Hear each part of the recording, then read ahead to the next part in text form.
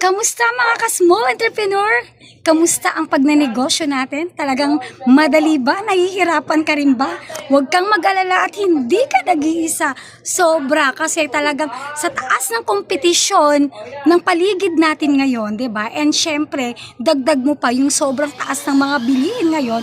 Talagang alam mo 'yon, talagang sasakit ang ulo mo. Pero sabi nga, tandaan natin, hindi naman yan ibibigay sa'yo kung hindi natin kaya. So it means kaya mo yan.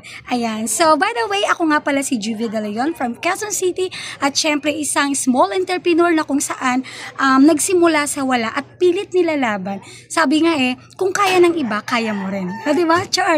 Talagang lakasan na ng loob, diba? And syempre guys, eto before ako nag-video today, nakapanood ako ng isang talagang success video story na talagang totoo Parang na-realize ko, tama nga, 'di ba? Sabi nga, sa kakapanood natin ng video, kung ano yung tama, subukan natin, i-apply natin sa sarili natin. Ayan. So, talagang mali pala talaga na mag-iipon ka na para lang itambak yung pera mo. 'Di ba? Na kung saan ipapatulugin mo siya ng mahabang panahon na kung saan natatalo ka ng inflation. Dahil sa talagang pataas ng pataas yung mga bilihin natin, yung dating 100 pesos mo na nakakabili pa ng 2 kilong bigas, ngayon, 'di ba? 1 1/2 na lang. O, 'di ba? So talagang alam mo 'yon. So kailangan pala mag-iipon ka na kung saan lalagyan mo siya ng timeline, kailan mo ba siya dapat gamitin, na kung saan gagamitin mo yon para ipaikot yung pera mo, hindi para patulugin. So guys, ini-encourage ko kayo, especially sa mga mami na kagaya ko, na kung saan talagang syempre, ang buhay, hindi naman natin alam, 'di ba? So, kailangan nating tumulong sa mga asawa natin. So, syempre, as a mami na may kakayahan kang tumulong, so why not gawin mo rin to habang nasa bahay ka? 'Di ba? Ayan.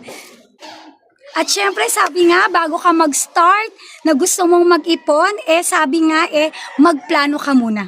Magkano ba yung halaga na kailangan mo sa i-start mong negosyo? At syempre, lagyan mo siya ng timeline. Ilang buwan ba yan? Ilang taon? Diba? And gagawin natin, i-divide natin yan. So, monthly and then daily or weekly. Depende sa inyo yan kung paano kayo magda-divide.